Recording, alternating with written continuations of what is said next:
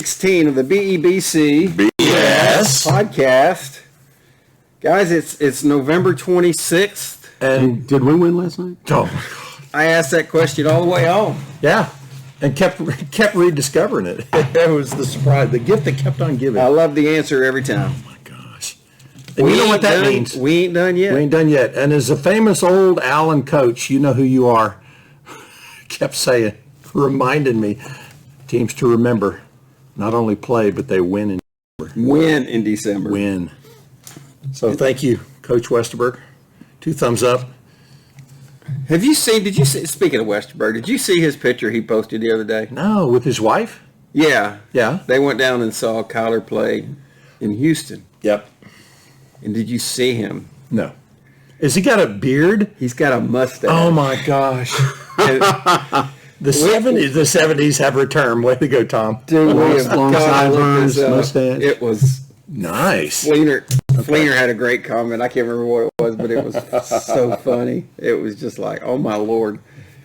Look on Twitter and see if you can find Westerberg. He posted that. So. I remembered seeing it. It is Sunday afternoon, the day after an Allen Eagles. And there's a victory afterglow, right? You ain't got no alibi. You ugly. You ugly. Absolutely. Hey, well, you know, the Rebels, which Lord knows, is that not change? Is that... We had that discussion yesterday. Is that too. not kind of a Midland Lee Rebels? Okay. let's change the name to get rid of Lee. To those of you who are offended by that, what's the most offensive part of that? Rebels. But Rebel Nation was there yesterday. Well, they rebelled. Yeah, quite a bit of it. Oh, yeah. They had fun. place. Yeah, they had fun taking their flags down. From So all the many posts and banners. then taking their banners up. Well, Yeah. that's the risk you run for getting 3 rounds deep in the playoffs. Well, Do you have to play the Confederates? No, you may have to pack your crap up and go home and practice basketball. Not that there's anything wrong with basketball, Coach Sip. Allen wins 52-35. And this game has got so much to talk about. Twists and turns, and it's like being in a 2-car race and all of a sudden sitting there and your engine kind of is like revving, but the other car is halfway down the field. Wait a minute. It's like, what's that game we used to play? Mario Kart? Mm-hmm. Oh my gosh. And you thought you had a fast car, and then the minute you start, somebody's gone.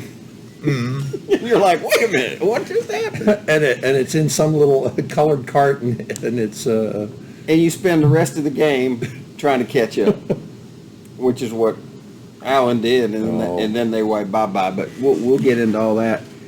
We got Coach Wig here in 5 minutes. Yep. And what a beautiful picture of the guys laying down in front of the trophy. They do. I got some great pictures yeah. last night. You're gonna love that.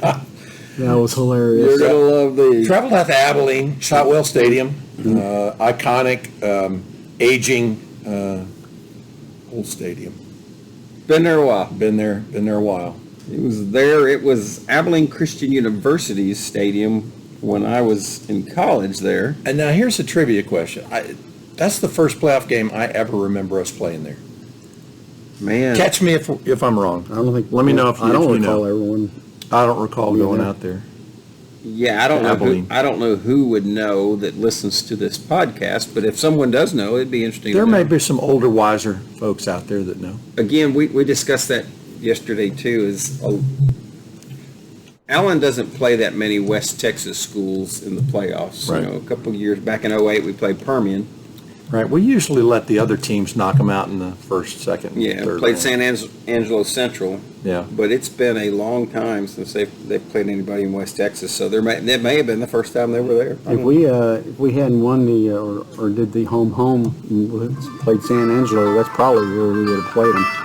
That would have made sense, yeah, to play in Abilene. So, join us now.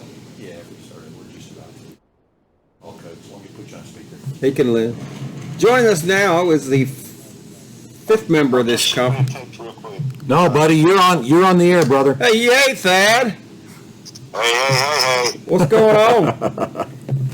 Not a whole lot. Am I live? You're live. So You are live. Don't make us. Oh, Lord. Don't make us beep you. All right, well, hopefully I don't say what somebody's already else said or not. But this was a fun bunch to go see play football last night. Yeah, well, there we go. We were just talking about the stadium and if we'd ever played there before. Was it the most funnest? It was the mostest fun. Yep, and it was mist and rain, and it was blowing right over us, and we didn't get nothing, and We didn't care.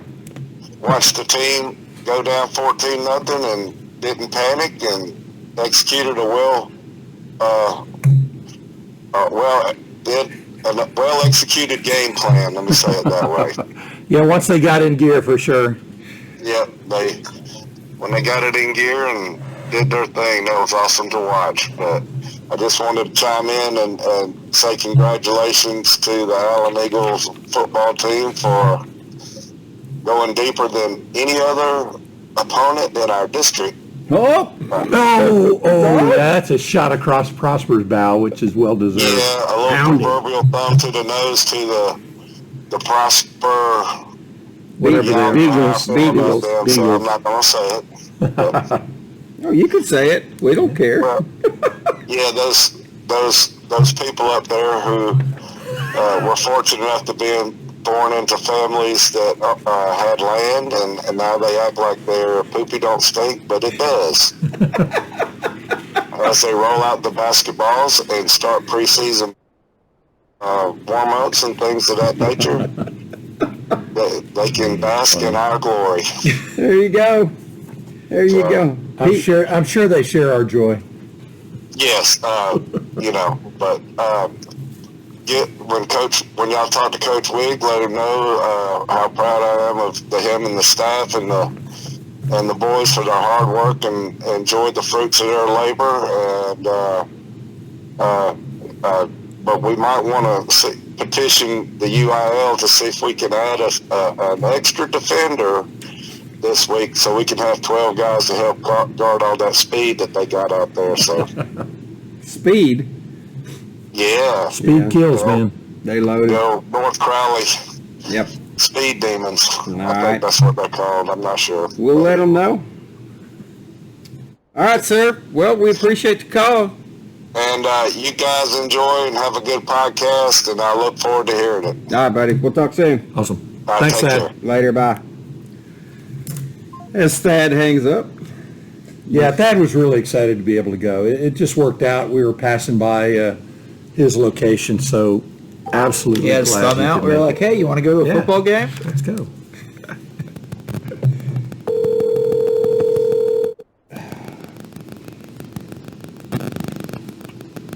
Hello. Good afternoon, Coach. Good afternoon. How are you? We're blissful. We're basking in the glow. As good as you are, I bet. Yeah, I am as well. Well, we've got lots of questions. We won't get to all of them because some of them will take a while to explain, but congratulations on the speaker's on the bottom. The hard-fought victory there yesterday. Man, it was. We got up early and graded the film, and man, hard fought doesn't explain it. It was especially offensively. I mean, every yard, man, just tough. I was really proud of the kids, though. Yeah, I especially liked your quote to the Dallas Morning News. That was pretty special. Got down 14-0. Yeah, it basically was, hey, we didn't hear anybody say, oh my gosh, what are we going to do? This is Yeah. panic. Yeah, no, that's true. You never do with this group, but Well, and that's probably question number one out of the box. You look up, and field position played a big part of the first quarter, and you gave them pretty good field positions on back-to-back possessions, and they score twice, and you're down 14-0. So at that point, did y'all make any adjustments, or just the change in field position really help you on the defensive side of the ball?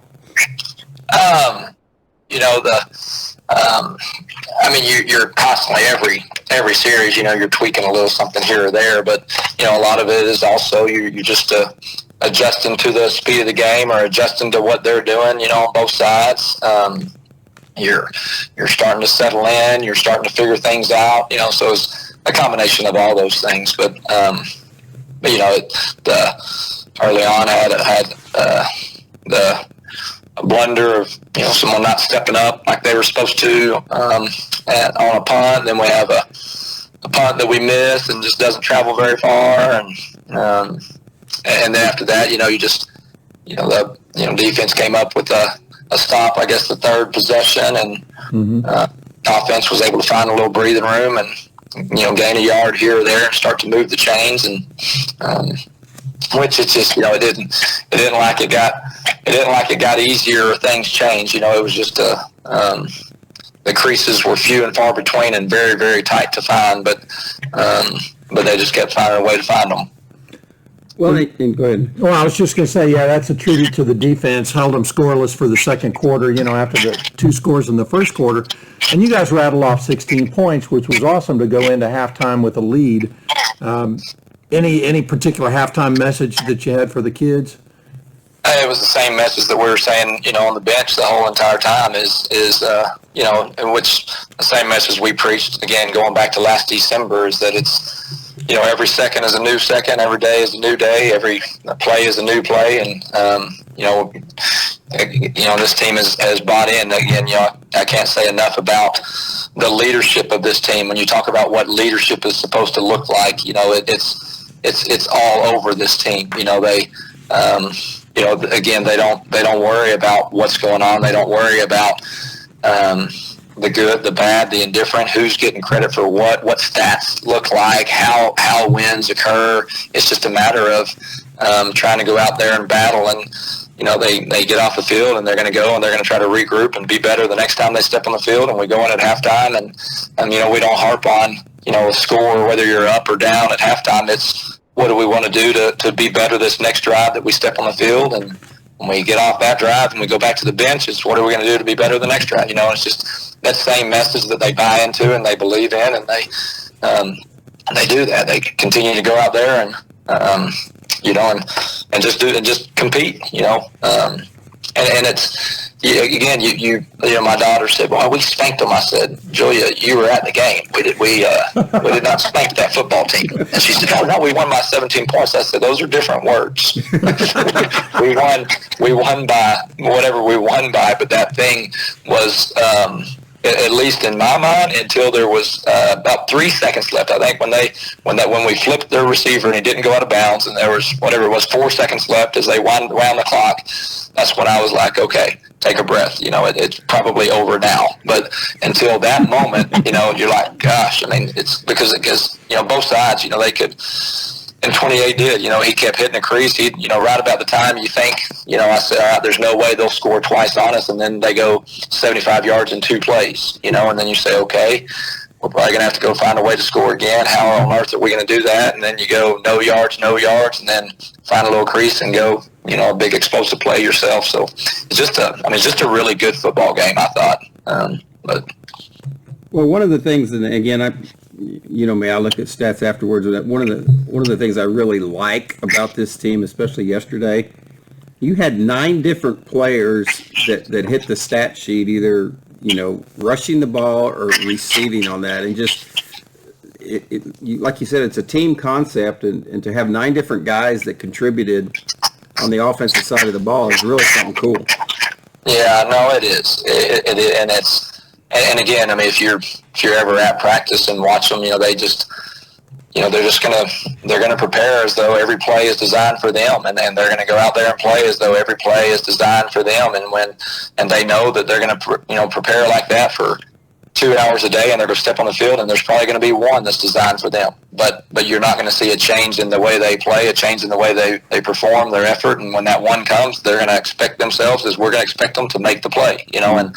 It's just really fun, because they don't come over there and pound their chest and say, "See, coach, I told you I'd make that play. That's why you got to give it to me more." It's just they're as happy as a kid on Christmas morning that made that play, and because they made it for their team and they know how hard they worked to make that play, and they were happy to contribute in whatever way they could. Just really cool. Yeah, I think one great example of that is, and we love this play. You've run it a couple times this year. Is the little flare to the tight end, and Gavin had that last night. The 27-yarder, and I caught him after the game, and I said, "Did you reach your top speed on that run?" The answer is yes. Yeah. That was a big play. That was one that on Thursday night after Thanksgiving, I had kind of come up with a script of, dream scenario of this is, how I want to start the second half, depending on how the flow of the game is going. And the first three plays were some that I wrote down late Thursday night, and do that quite often. Then we'll get in and say, okay, are we still feeling it or whatever? And anyway, that was neat because I thought, we ran something that first play that we knew would be tough, but we wanted to give a look, and it ended up being, hard fought, like a 6-yard gain, but as one of those that was a 2-yard gain that became 6 yards somehow, and then had the second one ended up, accomplishing what we wanted and had a little momentum and got us moving. Then the third one was, that little screen that was really, really good. We were just having such a hard time blocking them when we dropped back to pass, and figured that would probably be the case, but it was good. And Gavin, I thought, made a good play in the open field. Yeah, he did well. Two players that we want to talk about specifically, and we'll start on the offensive side of the ball. And you love it when you get your playmakers in space, but Jet yesterday got to finally, I think he's finally really, really healthy, and just to watch him when he gets in the open field, it's a thing of beauty because no one's going to catch him. Yeah, no, he is. He's fast, and he has such great vision, and he's it's funny to me, whether you talk to high school coaches or you talk to college coaches, and so many of them get caught up on size, and I probably could make this discussion when you bring up the next player's name, but you already when they think size and I just don't buy into that. I wouldn't buy into it at any level. You can give examples at all levels of ball players, and when I think of, you talk about Jet and you talk about his speed, or Caleb, and you talk about his speed, what he also does is when he has such great vision, but pad level, and you see his little, whatever he weighs, his little 60, 65, whatever it is, pound body, when he gets towards the end of the run, the pile is usually going to continue to move forward, and that's to me a tribute of knowing how to play the game and how to finish runs, and he does that so well. Yeah, a tribute to your offense on that too. I went back and counted because it's something that stood out to me. I talked to the guys about it on our way home last night. Was your offense only had 2 negative plays all game? Yeah, and that's really a testament to those guys, Yeah, well, it's and there's a lot of as y'all know, you've been around this game a long time. There's a lot of ways to play the game, right? There's just teams that we've seen the last few weeks, but you look at Midland, Lee, Legacy, and they're a team that's going to, have a quarterback offered by everybody, and they're going to drop back and want to throw it different times, and but the way we like to play the game and have for years, and it's when we talk every year and talk about who we're going to be is. We want to play within the chains, and just firmly believe that's the way to win offensive football is to not have negative yardage plays. So, when you talk about goals for us weekly, that's something that we work really hard on, and it's just tough to do, because you're gonna have a penalty here or there. You're gonna have you're gonna get in long yards and have to throw it. You throw in standard down and distance down. Sometimes get behind the chains. But when you look at when 2 even teams are able to stop each other, it's typically because you get them in a negative yardage situation that's tough to overcome. We did that to them a few times last night that they still did overcome, which was disappointing. But for the most part, when you get to this time of year, if you get someone backed up, good teams are going to be able to get off the field. And I thought the offense did a good job, against a really well coached football team last night, and finding a way to stay in reasonable down and distance situations. Yeah, and I was just going to kind of follow on to your comment there about our defense. Yeah, there were a couple times where we ended up letting them get a third down or even a fourth down conversion, but your defense stopped them. At least, I think at least 3 times, if I remember. It may have been 4. Yeah, no, and I mean, defense has been playing great, and our D line is just different. They're a really, really, really good group. They play well together. And it's tough. It's really tough, and we block them every day. And it's just a tough group to try to run the ball against, and that guy did. I mean, again, hats off to him. He ran it for a lot more than I would have thought. If you'd have told me he'd have ran for that many yards against us, I would have been shocked beyond belief. But they do it. I mean, they really do. That coach has been out there a long time. He's a phenomenal coach, and he's really high on this team he had, and for good reason. And not only that, but they're just both sides of the ball. They're so well schooled, so when you have that, you have an explosive back, you're going to pop some creases, and he did. But it's tough to do it consistently on our D line, and Drew, linebacking core, they just do a really good job against the run. Well, and you know the second person you already mentioned you were going to say that, but seems like every other week we're bringing up his name, and Tank just continues to be the man out there. He's as good as I've ever been around, and there's others on our team that you say that about as well, and how great they are, but no, he's different. He is. He's one of those that if he were 6 foot, we wouldn't have enough sideline passes at games, and it just blows my mind. How everyone in the world isn't wanting him, but I get it. The analytics and all the stuff say you got to be a certain size because the offensive lineman's arms are so long, and you're not going to be able to get out away from them. And oh my God, I get all that stuff, but I'm just you can talk to, we can put film up of so many different people we've played now who have linemen that have been offered at the highest of levels, and those guys don't want to see Tank lined up across from them when they get to college. I can assure you. The player he most kind of reminds me of, we had Lance Williams, number 99, who played for Allen, and I can't remember exactly which year, but he was very similar to that. And then Nikita Whitlock, who ended up going to Wake Forest, came from Wiley and went to Wake Forest. I forget where he went in the pros. He went to the Giants in the pros. To the Giants, but just a nose tackle like Tank is. Undersized, not quite that height, but there's just so much potential in kids like that.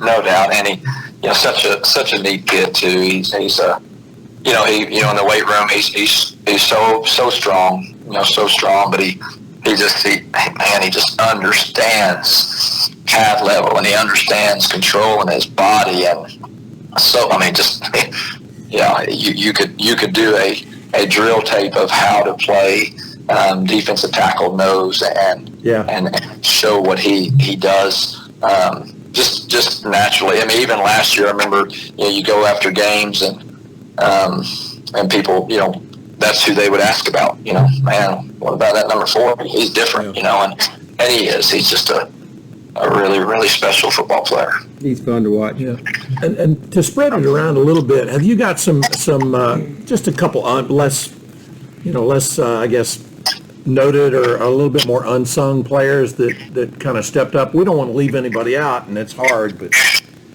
there's always one or two that kind of come up and do a little bit more than what you maybe expected. I thought you were saying y'all were going to mention some, but if you're asking, that's always you see it closer. I don't like to really talk on names and stuff like that. Just I got you.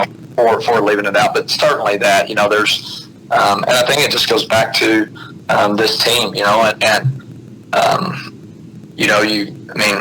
it's funny, people early on could sit there and think that this team, might not have potential to be a very good team or compared to, teams in the past. I think most people would say certainly doesn't have the stuff that have been on years in the past. And then it's just fun when you're around these guys on a daily basis and you see how hard they work, and you know, as a coach, at least what I've loved throughout my careers, I haven't been on teams, you know, in 30 years of coaching to where we have a plethora of Division I kids, right? So everywhere I've been, you know, matter of fact, had probably 4 Division I players in 32 years, you know, prior to coming here, right? So just haven't been around having kids that, you know, everyone is recruiting. And when you have teams that, you know, they just go to work every single day, and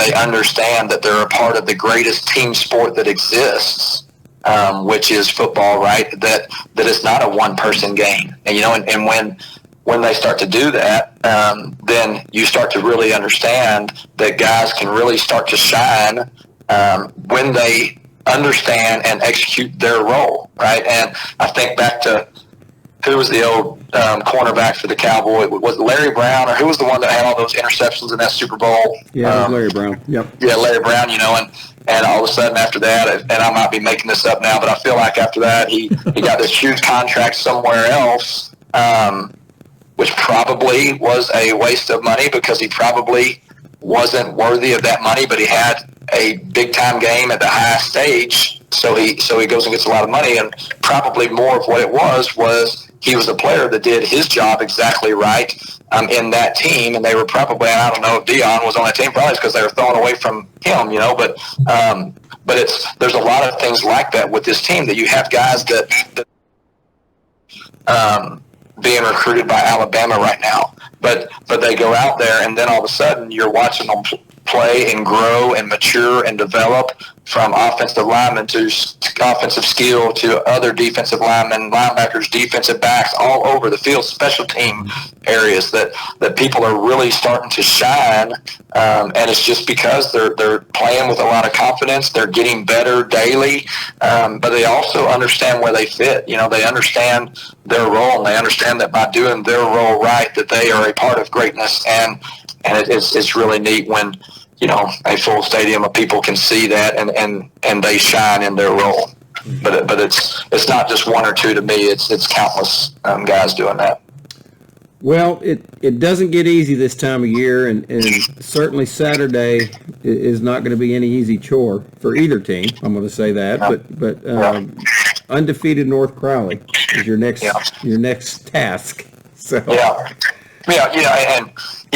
we scrimmaged them early in the year. I think they have, you talk about they have more Division I players on their team than I have coached in my career. And most of them weren't in uniform when we scrimmaged them.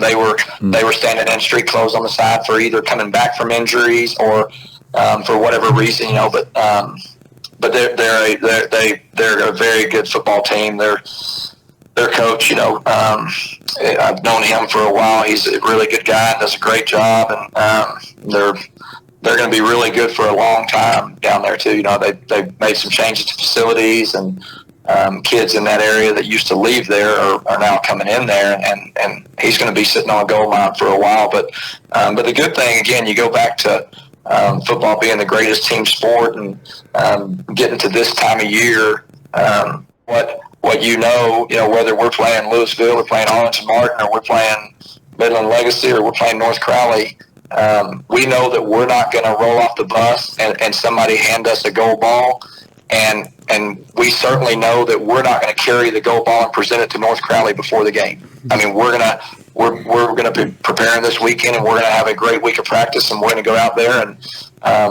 we're going to give them everything we can have for 4 quarters, and going to expect good things to be happening when the game is over. So, and we think that they're going to be the same way, you know. So it's what you like about the game. And when you look at our schedule, and I hope that you say that when you look at our schedule forever, is we want every week to be like that. We don't. I've told y'all this. My least favorite games are the ones that are that we probably are far superior to the opponent, and you know, I like so much more when you know that one mistake could be the mistake. It just, when there's so much pressure on every snap to be at your best, I just think that's football in its purest form. And we know that that's what it's going to be with North Crowley, and that's why we do what we do. We don't prepare, again, going back to December, we don't prepare the way we prepare, hoping that you're going to have a cakewalk into the semifinals. We do it because we want to see if we're able to go toe-to-toe with the best, and I do truly believe that North Crowley is one of the best out there. Yeah, we kind of feel the same way on that. Yeah. Well, it's championship time of year, Coach, and so we'll get back to the picks here. We didn't have any this week because we didn't have a podcast last week. Oh yeah. So I missed none again. You did. You were perfect last week. Yeah. You had no losses on the resume. Trying to up that percentage. Man. So, after yesterday's games, the championship games for the big Power 5 conferences are set. So we'll start with Michigan and Iowa. I'll take Michigan. Number 3 Michigan versus 17, I think, Iowa. Yeah. Iowa, what was it? The over/under on the Iowa? 25, I think. Yeah, and they went under. Yeah, went under. Crazy. Yeah. FSU survived last night against the Gators, and they played Louisville, who actually lost to Kentucky yesterday. Yeah. I'm going to go with Florida State, just for sentimental reasons. You hear this time, and I think they're the better team. I do, but anytime you're without your quarterback, it's a big deal. But what would be to me so sad, and I think the playoffs always play out like they really come to be no-brainers when it's over, which most of the time, but. How criminal it would be if, let's say that 5 teams, are sitting there and that they say that Florida State's not worthy because they have lost their quarterback, and that would be, and I know the committee's task is who are the best 4 teams at this time. That's what it should be, but man, that would be sad. So, it's hard to leave an undefeated, because there was only 4 undefeated teams left, and so it's going to be hard to leave them out. So. Yeah, well, it's just, the scenario that you could paint in a hurry would be you're about to ask probably. But, if Alabama were to beat Georgia and Florida State wins, can you leave Georgia out over Florida State, right? Yep. I know some people could leave Georgia out. Yeah, that's right. Yeah, I know one for sure. Speaking of, there you go, Alabama, Georgia. Who you picking? Yeah, man. I'm picking Alabama because I think that Alabama is so good every year and they have top recruiting classes, but I really do think that he's probably done his best year coaching, and I think that they'll probably find a way to sneak that game out against Georgia. Well, you saw how they won last night, right? I did not know. Well, they had 1st and goal, and they had a sack, and they got back to the 26. They had a penalty. So what's the score at this time, though? Auburn's winning 24-20 with 30 seconds left. Wow. And on the 4th and goal from the 31-yard line, they scored. No way. Yeah. Yep. It's crazy. Wow. Yeah. I had no idea. Yeah. Talk to Chris Cumnock today. He'll fill you in. Yeah. Wow. Isn't that crazy? Yeah.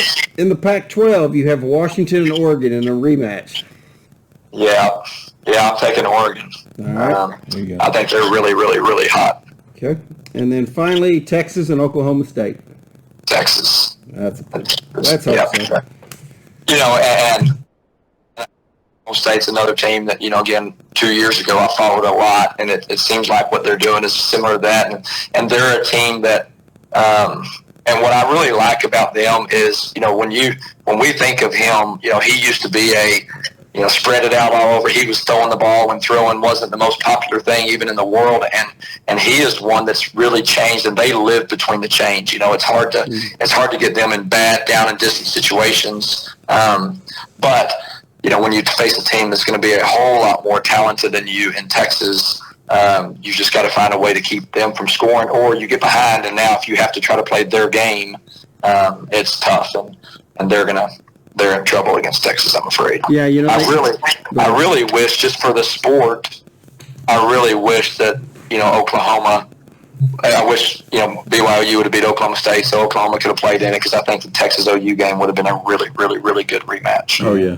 And it was close because BYU was up 24-6 at one point on Oklahoma State. God, didn't know that either. Yeah, they went to double overtime. Yeah. Yeah, so crazy. That's a testament. You're never out of it. So That's right. That's right. One play at a time. Yeah. Well, Coach, we appreciate your time today, and congratulations again. It's always good to take a road trip and win, and makes the ride back a lot better. keep the focus on football, until we get into basketball. Yeah. That's right. Yeah. So, well, you talk about that road trip. Not that it matters, but it's hard.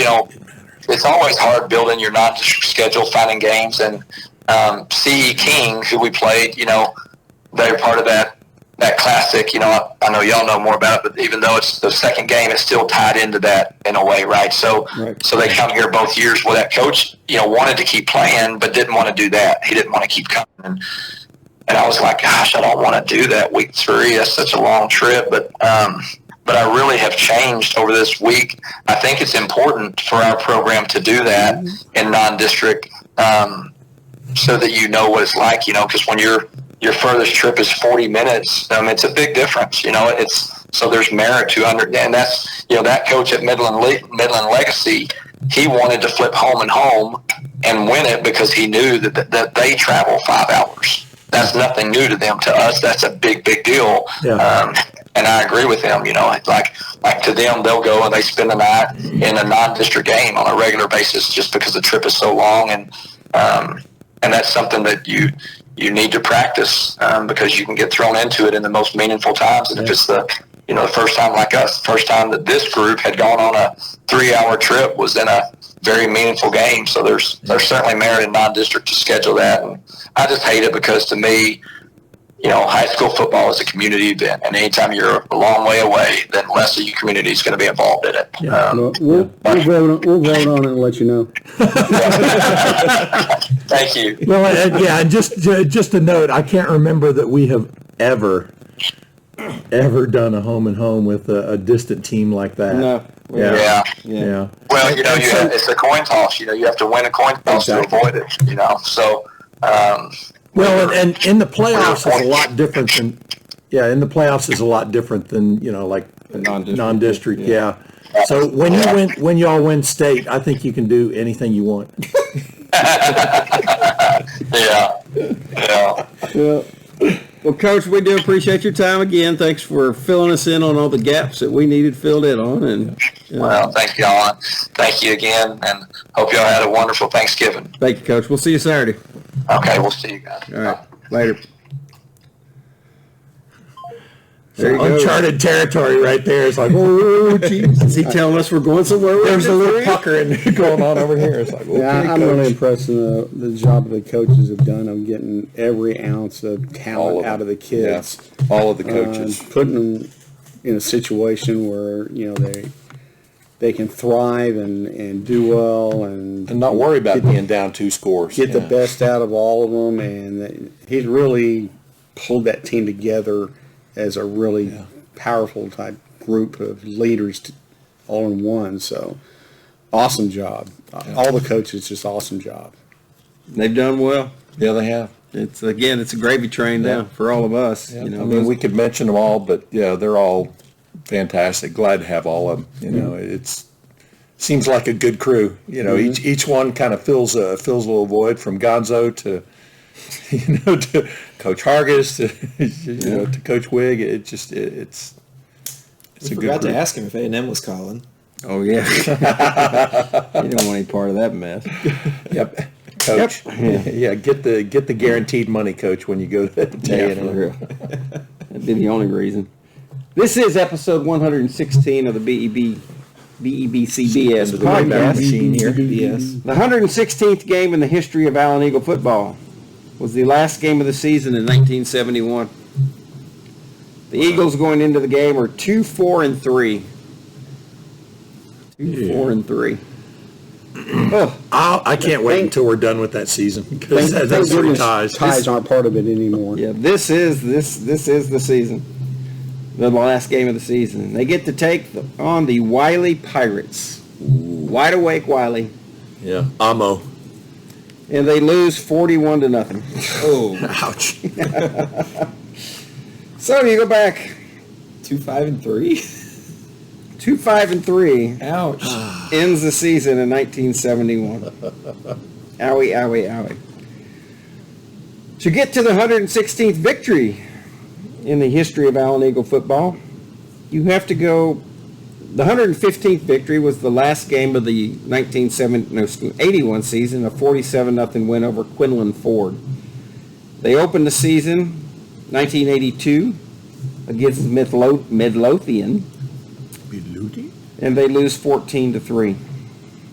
So they do not get their 116th victory until the following week, when, you're going to love this one, Lancaster comes to town. Oh my goodness. And the Eagles beat the Tigers 13-6. That's probably a 2-day Shootout. trip back then, wasn't it? Yeah.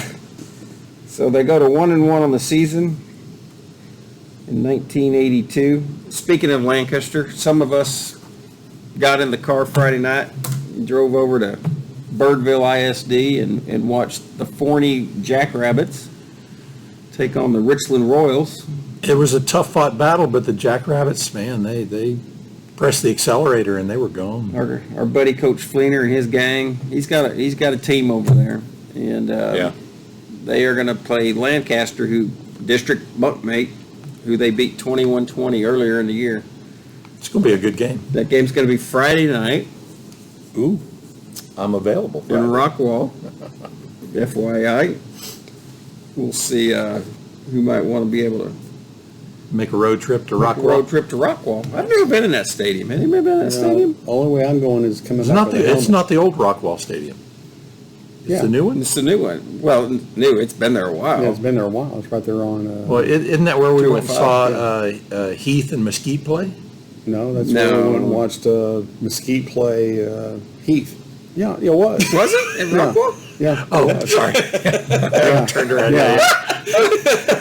So we were on the crappy visitor side on that one. Was yeah. that? Was Well, that we were Rockwall? listening. Yeah. Yeah, we were listening. All the parents a little upset about. Oh yeah, Oh, that my night. gosh. But yeah, so and then when you have one of your key defensive players having to quiet the parents down. congrats to Fleener. Yeah. Good You job. know, he's in the regional finals. Yep. Jeff and Katie are where they need to be, and they're happy, and the kids are happy, and So that they was- got it going on. That was fun. Coaches are happy. Allen wins 52-35, 487 total yards for the Eagles, 387 for Midland Legacy. Outcome was never in doubt, right? Never in doubt. You know, Did you know we won last night? there's so much to talk about in this game, and Yeah. you know, you lose the coin toss, which is always, you know, in Yeah, our- because in we're our not used to mind. losing coin tosses. You know, but let's run through stats and we'll get into that. 137 passing for Allen, 232 for Midland Legacy. Yeah, we kind of pushed them into that need to pass more, but they were a better passing team. The quarterback was pretty good, the Davila. He's a good, he, like I said, he's committed to Purdue right now. He's got lots of offers. He was only 10 for 20 yesterday. A 50% accuracy, and Where- Dylan was 65. The week before against Trinity, I wrote these down, he Yeah. was 20 of 24. Wow. His yardage was about the same. He had 221 last week, 232 this week. Where they had their problem this week was they rushed for 334 yards last week. And That opens up a lot of passing. that running back had over 300 of those yards. They only rushed for 155 yesterday. So when you look at that number, where Allen rushed for 350. Well, like I said, Man. they probably hadn't seen defense like these guys. Well, yeah, and so Yeah. it's either the defensive backs are keeping them from passing so much or being The successful. pressure on the line. Yeah, and we had some good pass breakups that weren't pass interference and Right. weren't called for it, unnecessarily. And that leads to another thing: 7 penalties on Allen and 0. that's the stat that I Zero? highlighted on my chart. Cody looked at it, says 0 penalties on that team. What the heck? No, it's okay. that's a legitimate. There's plenty of penalties there to be given, but Oh, they sure. just were not. 0 penalties. Now that was a Tyler-based ref crew. So there wasn't no home cooking going on. No. But how do you Jet For the lag. most part, they seemed pretty competent. Zero. They had no Dunlaps. Zero. Yeah, there was 2 or 3 that were blatantly Oh, right in front of yeah. the referee that they just let go. Well, how can you let them play, but then have it be that lopsided on penalties? I'm not buying Well, it. they're going to be reviewed over Yeah, it. So Despite having 7, I don't even remember that many. That really hurt you. Well, yeah, because Yeah. usually I hear you holding, calling it out. There Yeah. was one really egregious one that was both a hold and a hands to the face that led to a long completion. Yep. That really hurt that they missed. But 2 delayed like, games, right? Yeah, some of those Almost. were delay games on us, which Yeah, some I mean that's looked bad. obvious. You can't fudge on that one, but You can't fudge on it, but you get stuff together there. well, yeah, I mean that's the 2 away games at the end of the game. One of them was legitimate. The second one I will talk about because somebody raised a question about. We'll answer. on the substitution. Yeah, we'll answer that. Yeah. Allen said 350 yards rushing. 8 players ran the ball yesterday. Think That was about pretty impressive. Not as many pass receivers, but very effective. You know, Mackay led the way again for 106 yards. I tell you what, I love watching him and Jet yesterday too. When you break the line of scrimmage and you can see nothing but green in front of them because you know they're probably not going to be caught.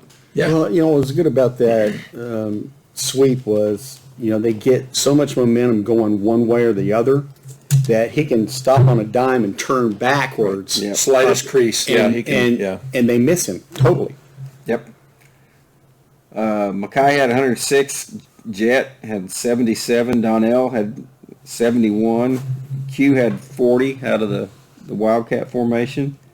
Kavion got 3 carries for 20 yards. He had a big first down on 4th down. Mm-hmm. Holloway had a long run as well.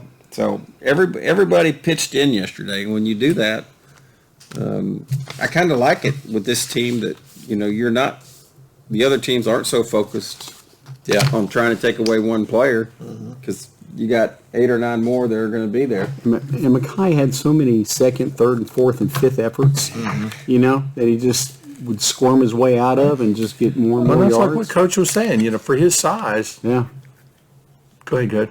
Oh, and just go between legs. That's one thing that was consistent about those refs. They didn't like to call plays dead. Yeah, they were very late in Very the late. whistles. The game starts. Allen takes over at their 25. First play, Holloway loses 2 yards. Can we skip the first 2 series? Let's just No, skip to 'cause the it's second important. quarter. Because Well, they're trying things, first right? play, they lose 2 yards. They don't have another play. They only have That one other loses- that play loses the yard. rest of the game that loses yards. Yeah. That's incredible. In a high school game, Yep. Mackay rushes for 4. Dylan completes a pass to Caleb for 6. They have 4th and 2, and they put Q back in the in the Wildcat. And even you heard Coach mention it. Someone did move up like they were supposed to, and so Yeah.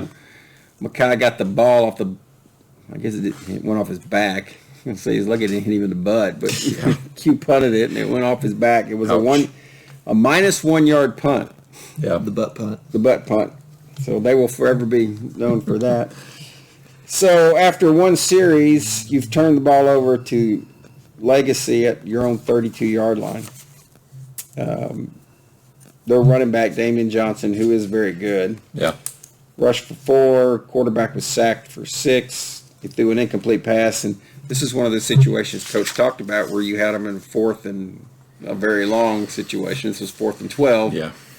And they complete an 18-yard out route down to the 16-yard line. They punch it in. They're up 7-0. You get the ball back. Incomplete pass, 1 yard rush, incomplete pass, and you punt 16 yards. They take over at your 34. So Right. And you're almost halfway through the first quarter at that point, and you're thinking like, oh gosh. the first 2 times they get the ball, they get it at your 32, and then they get it at your 34. Short fields make it really easy. Yeah.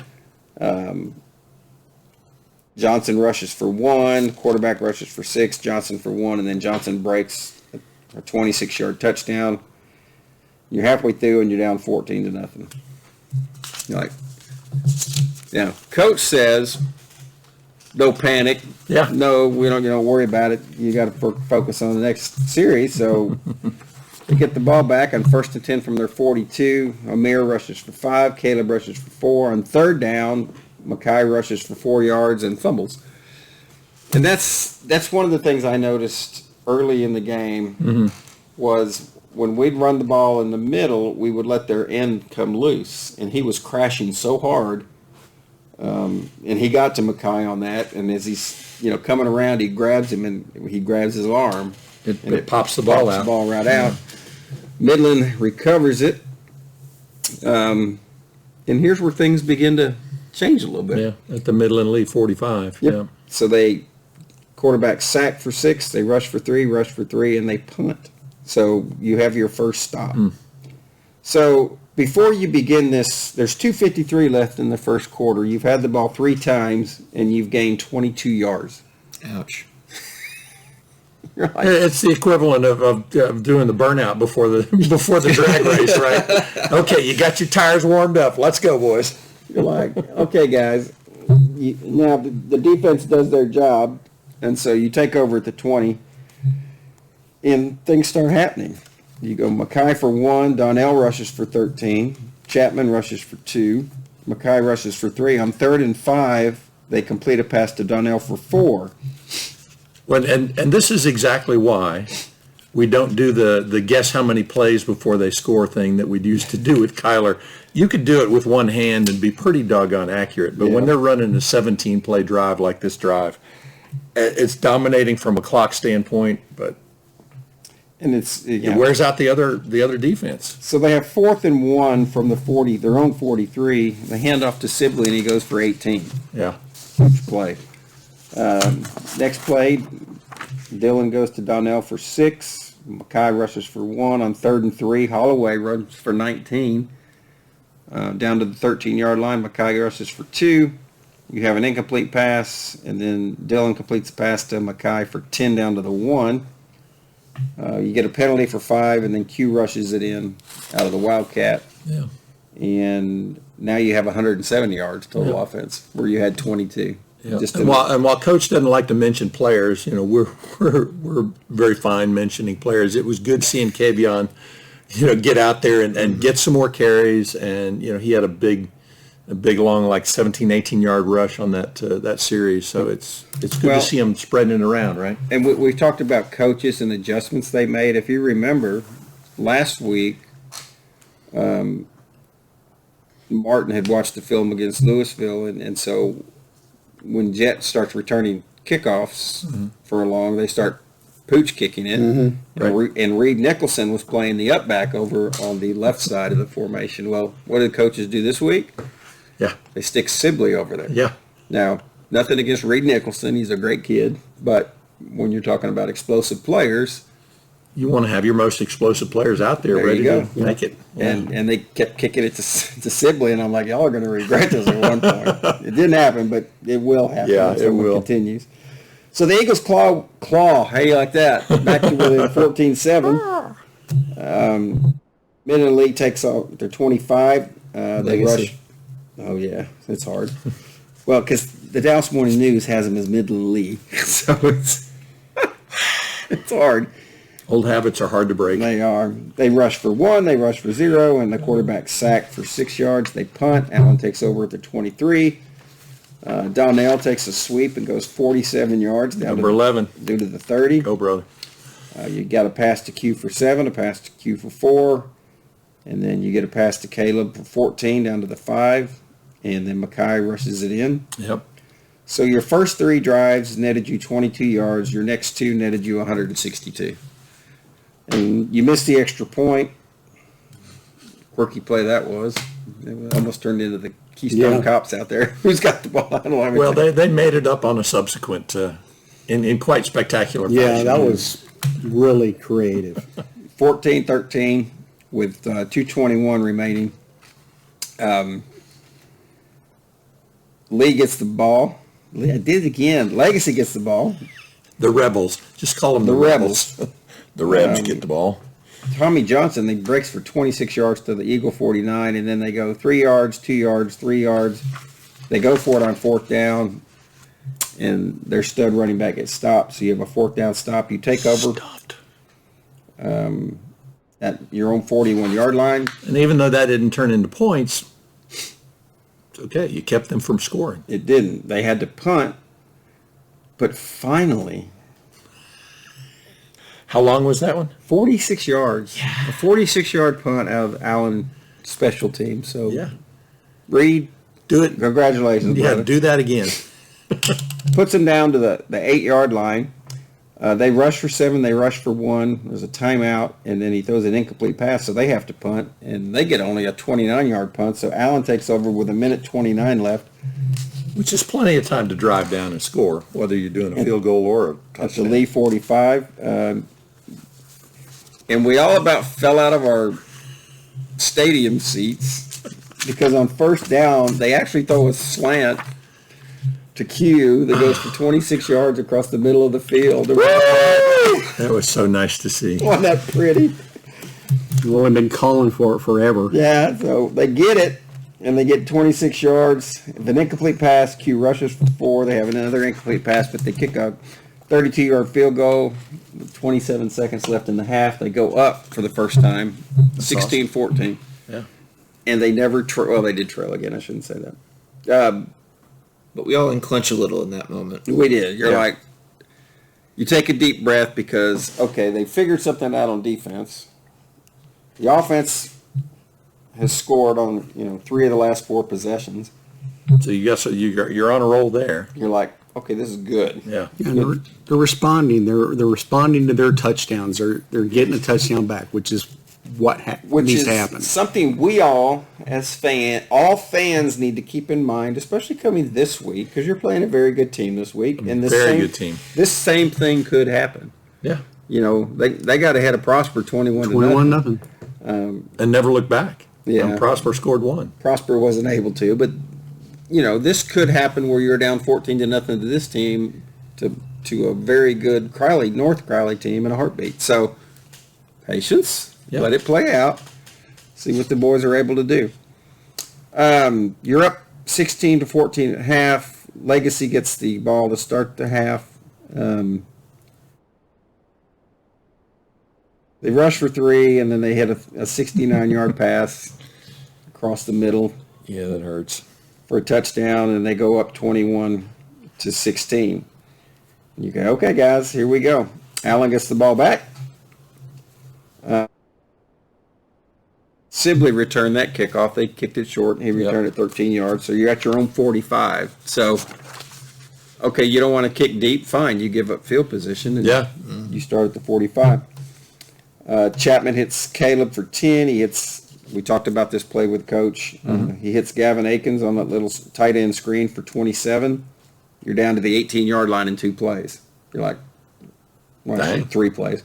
You're like, dang. So there you go. Kai goes for 2. Dylan throws an incomplete pass. He hits Q on an in route for 15 yards down to the 1-yard line. And then a couple plays later, Kavion scores a touchdown. Yep. You're back in front. Now, here's where I think might have been the catch of the year for the Eagles. The layout, hands catch. Caleb takes a toss from Q, and he's running the jet sweep, and then he stops. And chunks it. Chunk's a good word. To Moose. He chunked it. It was like a shot put, sort It's of. like a fly out. Yeah. Center field. Just waiting for it to come back down. But it had It's like a free throw shot. Yeah. Something. Yeah. And Moose had to dive for it, and he did. And by golly, he cradled it and caught it, and you get your 2-point conversion, and you go up 24-21. You're back on schedule. What a catch. Yeah. It was great. Legacy gets the ball back. They rush for -1. They rush for -4. They get a pass for 17, rush for 8, -1, and 2 incomplete passes, one being on 4th down at the 45, and you take over. You have another 4th down. Yeah, stop. turnover on downs. It was awesome. You start at their 45. You go 0, 4, 7. Q rushes for 7 down to the 27. He rushes again for another 7. Right. And that dude just seems to find, out of that Wildcat, he'll hit the line 2 yards in. You say, okay, you got a 2-yard gain. And the next thing you know, he's squirting out the backside. For another 5 yards. How to get through that? You're like, how? It's like Jonathan Williams back in the day when he used to ride an offensive lineman down the field, right behind him, and then to watch what the defense does and then jet off to the side, one side or the other. Yep. So they're at the 20-yard line of Midland League with a 1st and 10. Mackay loses 2 yards on a rush. And the only reason I mentioned that was that's the only other play where they lost yardage outside of penalties during the game. And you're like, unbelievable. Shout out to the offensive line, because that's not something that happens unless they're having a stellar day. Yeah. Keeping the defensive line Yep. at bay, both on passing and rushing. Yep. That's right. So Because Dylan was not sacked all day. Yeah. So He was pressured, but definitely not sacked. He's running for his life a couple times. but he Well, now was again. Oh, go ahead. No, I was just saying again. He did what he needed to do. Yeah. And he didn't lose his composure. And he hung in there. Yeah. And that was that next play I was going to ask. Is that next play with Donnell G? Was that the jet sweep that he ran? I thought maybe that was a different play. It was For the only touchdown? a few yards. No. No, he Just did run before a the jet touchdown. sweep. He ran for 4 yards though. Yeah. And then Caleb on a jet sweep ran for 18. Yeah. Where he just stuck his foot in the ground and turned it upfield, and he's just waving bye to everybody as Yeah. he went by. Touchdown. And so you go up 31-21. Cody and I kind of laughed about this today. We were talking about it. It's like they just couldn't be satisfied with a 10-point lead. They just had to continue to give it up. Yeah. It's like, why? And Coach mentioned this series. They got up 31-21, and they ran. Well, actually, this wasn't this series. I'm sorry. Oh, gosh, what did they do on this one?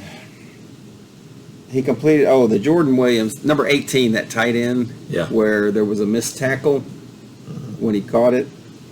And then he ran 32 yards down to the 38-yard line.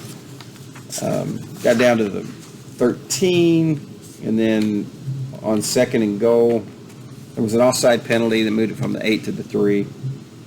Johnson rushed for is that one. not half the distance? I guess technically it should have been. I was wondering about If it was that on the real time. 8-yard line. That just seems like a really huge. 1 extra yard. That's 20%. The man can do math. They score a touchdown to go up, to close the gap, 31-28. Right. Allen gets the ball back, and it's the same story. This offense has figured it out. Yeah. 6-play drive. 6 plays, 69 yards, and this, again, another jet sweep. Gets the ball, finds the crease. You talk about being gone. Oh my gosh. 53 yards for a There were touchdown. flames coming out the back of his cleats. Yeah, there were. 38-28. Next series, this is the one Coach talked about. They're up 38-28. They get a long pass on 1st down. I hate when they cut off the thing, but ends up what happens is their running back runs 31 yards for a touchdown, broke several tackles on that Yeah. to close it to 38-35. 2-3-play drive. Yeah. And like you said, I got to score again. Yeah. So they kick it to Sibley again. He returns it 15 yards. You have Q for 7, Q for 6, Q for 0, Q for 3, and on 4th and 1, Okay. Steve DeWitt turns to Thad and goes, nothing outside. I want it right up the middle. Whatever it is, I want it right up the middle. And boy, didn't he get it. He got it up the middle, and he went 44 yards for a touchdown. That was beautiful. That was about as straight up the middle as you can get, too. Matriculated it down the field. He did matriculate. Yeah, he did. For a touchdown to get back to your 10-point lead. Lee gets the ball back. Incomplete pass, rush for 2, rush for 7, and on 4th down, he loses 3 yards, Johnson does. Yeah. Another 4th down stop by your They defense stuffed him. Way to go, defense. at the Midland Lee 31-yard line. So, with 3:23 left in the game, you take over. Mackay goes for 12. He goes for 11. He goes for another 3. Dylan goes for 2. On 3rd and goal at the 3, Mackay rushes for 2, and on the 4th down, isn't this where they faked or they set up for a field goal? Yeah. Yep. Yeah. Yeah. This was the play I was talking about. It was Yeah. 'Cause we extremely were having creative. the argument but discussion. Do you take the points or do you go for it? Yeah. Yeah. And there was like 2 of us that said take the points. Yeah, Davis and I. Everybody else and we would go for it. And then they lined up to kick the field goal. I said, see, and the next thing you know, they got out, and I was like, oh. But it was extremely creative. Yeah. How they did it. You look at the other team and they were just like, What's going on? yeah. And another thing, how before we snapped the ball, our guys are just shifting all over the field. Do you see how their guys were just running all over the field? They were a lot of confused. man. They're playing They were one-on-one. confused, They're yeah. playing a one-on-one, I guess for the most part. I mean, Yeah. because they just kept moving too. Yeah. Q rushes it in for 1. They score a touchdown, kick extra point. You're up 52-35 with 3 minutes left, and you go, I'm feeling pretty good. Now, Coach said he wasn't feeling good till 3 seconds were left. I was feeling pretty good at this point. Right, because even if they score, they're going to have to get at least 2 scores. They're running out of time. Yeah. I They didn't want to see an onside kick. I mean, Yeah, it's just for real. it hasn't been that great. Legacy gets the ball at their own 25. We're penalized 5 yards for offsides. They have an incomplete pass, and then the worst call of the day, they call pass interference on Kai Wheaton. I didn't see it. I looked at I looked I don't at think the anybody video. saw it, Yeah. but both officials flew through flags, so maybe there was something that we couldn't see, but I don't know. I think that's one of those, like, 9 times out of 10, when it looks vaguely like that, it's probably pass interference, but this is that 10% of the time where the high school kid actually plays the ball. Yeah. It never happens. Well, and Wig obviously thought he was because he went out on the field and gave Kai a high five. he was telling him, okay, don't worry about it. Don't worry about it. Flush it. Yeah. So on 2nd down, they rush for 5, and then they go back to throw on 3rd down, and he throws a pass, and it's intercepted by Kai Wheaton. Yeah. So he got his Very redemption. appropriate. Yep. Allen gets the ball, and they, on the interception, and I'm just going to mention this because I told Drew, I saw him after the game, I said, I'm going to mention this. I said, Drew got his money worth. What was he got a personal foul penalty, and as someone said, one of the announcers a long time ago said something about he was down there giving him the business. Yeah. I think Drew was giving that boy the business. Personal foul, giving them the business. So they got penalized. But they held the ball and ran out most, and then they had a 55-yard punt from their 11-yard line from Reed. Stellar. So he had over a 40-yard, 46-yarder, a 55-yarder. So congratulations to him. Most improved award. Yep. Yeah. And then the game ends Keep it up. on an 11-yard sack of the quarterback. And he was a little pissed when he got up off that pile, He too. was not happy. The Eagles win 52-35, move on to the regional finals. I hate to break it to him, but that's going to be his experience at Purdue as well. So just You might as well get get used to it. Yep. Boilermakers. Isn't that But like the point was, our guy didn't really do anything, and he shoved him, Yeah. trying to get up off the ground. We said this last night when the playoffs started. Who would have bet that Allen would be the last remaining team out of 6-6A? Yeah. Or 5. I mean, Prosper was all that. And 5-6A. We're hopeful, but, Kenny was all that. Yeah. Oh, wasn't this the year they were supposed to win state? Yeah, I think so. I think that's what the... Well, according to some that video experts. thing. Well, but they Geyer do that loses with in round everybody. 1. Yeah. McKinney loses in round 2. Prosper lost in round 3. And the Eagles are the last team standing. Well, it would have been nice to have had a Prosper rematch. Yes. North Crowley was clearly Fairly the better. dominant I team. pulled the stats on this game. Mm-hmm. Prosper had 119 total yards. Oh, That's ugly. 9 yards rushing on 20 attempts. So they had their number. 7 out of 16 passing. So we got to the point where they were behind, Yeah. and they had to throw. Yeah. Well, and they had 2 turnovers, 2 fumbles, which led to points for North Crowley, which Yeah. put them in the hole early, and you can't. no recover. team's ever gotten out of a hole early in a playoff game. Gosh. Well, That would be so difficult. Crowley rushed for 343 yards on 60 attempts. 60. That's a lot of attempts because what did we have? We only had 49. 10 out of attempts. 23 passing for Crowley. Here's what you're getting with Crowley. I looked it up today. It's a team that averages 56 points a game, gives up 13 points a game. Who have they played? Anybody besides Prosper of any note? They played Trinity. Yeah. They haven't had a close game. Yeah. None of their games have been close. Yeah. They have 2,000-yard rushers. Okay. They've got a quarterback that's passed for 28. They've got 2,000 players who've rushed for 1 yard. Yes. The 2,800 yards by their quarterback. He's thrown 37 touchdowns, 2 interceptions, and they're averaging 18.5 yards per catch. So You need to put a spy on that boy. Yeah. they've got some. What's his rushing stats? I don't have the season stats. Okay. We have to pull those up. Let me see if I pull those up while we're thinking about it. Chris Jimerson is the quarterback's Yes, sir. name. With 2,000-yard rushers, I wouldn't think, unless he's one of them. I didn't check. I know Ashton Searle's one of them. He might be the other one. So he might be the. So you're facing a team that's obviously they're undefeated. They're very good, and you're going to have your work cut out for you next Saturday at 1:00 at South Lake, where we are still currently undefeated. So, Pick the wrong stadium, man. Yeah, and it doesn't matter which side we're on. We're undefeated on either side. It don't matter, man. home or visitors, we don't care. We can win either way. So, But you got to think, you got to wonder, just like this week, have they played? Because again, coming into this game, Midland Legacy very good. had not scored fewer than 31 points in a game, and they'd won every game where they scored 32 points or more. So, rolling into that one, holding them to 35 is already an accomplishment right off the bat. But I don't think they had faced a defense like Allen's all year, and I'm wondering, as North Crowley. Yeah. Their quarterback is their second leading rusher. He's got 999 yards.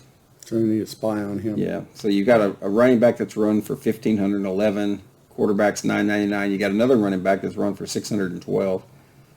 So So they're good, but here's the thing. Have they been in a tight game yet? They have Because this not. might be their tightest one yet, and sounds like the answer is no. Yeah, 53. Euless Trinity 53-31 during the season, and it's 77-0 against Saginaw Chisholm Trail.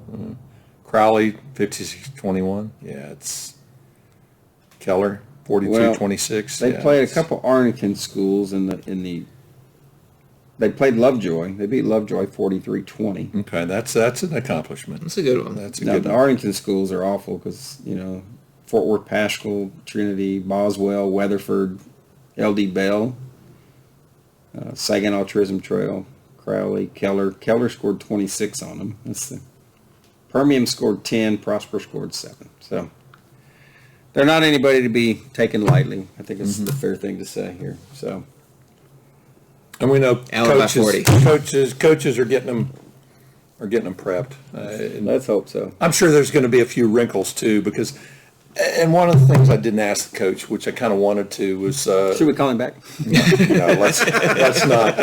No, it really did. We can have some follow-up questions, Coach. A lot of the people that like are some smart, clarifications. a lot of the people that are smart, pundits, whatever you want to call them, whether it's on the chat boards or some of the paid commentators, had this as a second half team that Allen's defense was going to take over and start to dominate in the second half against Legacy, and they did. And what did they find? Because it seemed like some of those schemes that they had running the Wildcat, because you saw a bunch of other players getting in on it too. And whether it was Dylan is a wideout. Yeah. What? Yeah. It was kind of a unique, okay, what are they doing? Oh my gosh, you keep them guessing. And ultimately, I think that's what you want to do. If your opponent is guessing all the time, they're going to be wrong. When you just Probably. 50% of them. you lost your starting quarterback, you're not really sure who's back there throwing the ball, and you just scored over 50 points.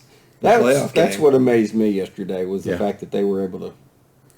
Well, and Dylan at 65%, he had some rocket passes that were just like, whoa. Yeah. What a good pass. Downfield, what was the one to the tight end downfield? Oh, man. That was, how long was that pass? 20, 30? 27. Yeah. It was clutch. So a big victory for Allen. It's fun. Playoff football's fun, especially when you win. You know, so we'll Yeah. lace them up and again next week. There it is. And, Yeah, and it was the quarterback who's the other. Yeah. He said that 4 minutes ago. Oh, sorry. It's all right, James. Well, I thought he said he might have been. I did say that, and then I got to it and said he was. So okay. it's all right. You were busy thinking. Yeah, I was thinking. You can't interrupt his thinking process. Obviously, what we were saying was not that important. No, not to him, for sure. Not to anybody, actually. Because we have stupid questions. Got to get a shirt. There are no stupid questions. It's only Hey. stupid people. We will throw out this, though. Food recommendations, if you go to Abilene, Oh, Lytle Cattle Company. great steakhouse. We ate lunch there yesterday. Still thinking about it. It was really good. So Yeah. if you need a place to eat in Abilene, go visit those folks. They'll treat you well. The food's great. And Flip side, do not get the coffee at Shotwell. well, there is that. I don't know what stadium has good coffee. So anyhow, hello, Mr. Acorn. Nuts. Anybody have anything else? I said earlier, Allen by 40. Allen by gosh. 40. Call him a Well, shot. do we venture to guess? No. I can't. I that just would cause If me they too get much out of there with a anxiety. 1-point victory, that it will be a hard fought one. If they win by 1 or 40, It's I going don't to take care. their best effort, absolute best effort. It will. And I'm glad we're not playing inside. I want to be outside. You mentioned winning the state championship, and I thought about this earlier. I told Cody, I said, can you imagine winning the state championship? Because you're going to have to beat North Crowley, Duncanville, and North Shore. And if you do that, we'll just put a bronze statue up of somebody right now. Yeah. Just stick it out there. We can't like sub in Pearland at some point? No. No. Pearland. I would venture to say if they won a state championship this year, that would be the greatest accomplishment that I've seen out of a team. I thought that first one with 2008 was epic, regardless. Period. But there's no bad win, No, there isn't. So, whether it's state or whether it's a playoff round 3. I'm glad they're playing in December. Yep. Yep. We are playing in December. So, folks, next week, Saturday, 1 o'clock at South Lake, North Crowley versus Allen. We do not know if we're home or away yet. Yeah, do we didn't. Well, they probably know. I didn't ask, so Yeah. we'll get that out there. But, Yeah. So we'll see you there. It should be. The weather looks good. Come say hi. We're taking attendance. Yeah. Yeah. You band parents should know by now not to leave early. Things happen after halftime that are Things do important. happen. So Well, it's a little harder for them to leave early when you travel all that way. But yeah, that's true. South Lake Stage. So anyhow, folks, we appreciate you listening. Have a good rest of your week. Until next week, we'll see you. And it's over, and we're out. Adios.